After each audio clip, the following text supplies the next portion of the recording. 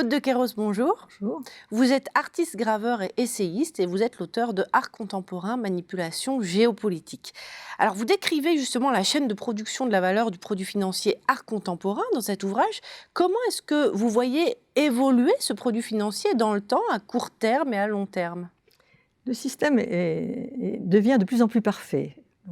On atteint des degrés de connexion qui sont absolument fabuleuses.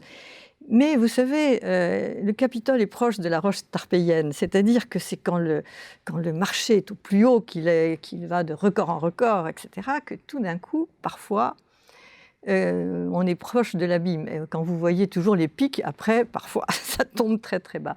Comment ça pourrait tomber? C'est la question qu'on se pose. Quels sont les scénarios possibles, effectivement, d'un éventuel déclin ou de son développement?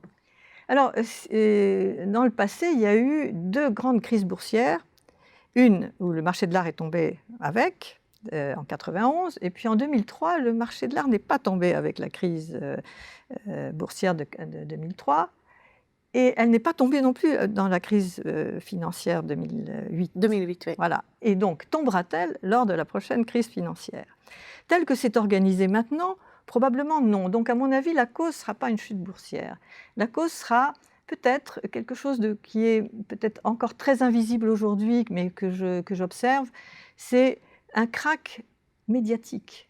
C'est-à-dire que de moins en moins, quelques médias très bien, qui ont tous les moyens, ne pourront plus faire l'opinion publique le goût comme avant. Je pense que ça, c'est un monde terminé et que ce krach médiatique, qui est simplement une concurrence qui naît, parce qu'il y a d'autres moyens d'informer qui demandent moins d'argent et qui demandent peut-être plus de créativité, de véritable information, d'authenticité.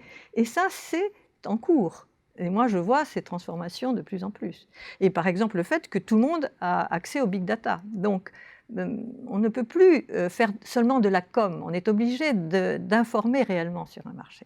Alors, au-delà des médias, quelle est l'influence de la politique internationale dans l'art contemporain? Elle est très grande et je pense qu'il y a une révolution aussi qui se fait là et qui est observable. C'est qu'avant, le global essayait de capturer le local pour le mettre à son service, et que là, nous sommes dans un basculement qui a maintenant une dizaine d'années et qui fait que le local veut exister et veut prendre contact avec le global pour se faire connaître, pour échanger, mais sans renoncer à son identité et à sa différence.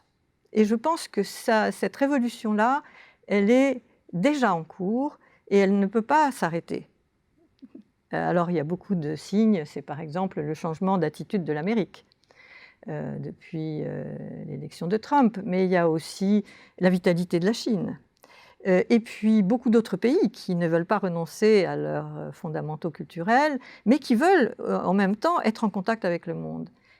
Ce n'est pas tout à fait l'image d'un art global que l'on avait dans le grand moment hégémonique, c'est-à-dire entre 1991, la chute du système soviétique, et 2008, la chute financière qui a semé le doute sur l'honnêteté et la capacité de l'Occident à dominer le monde.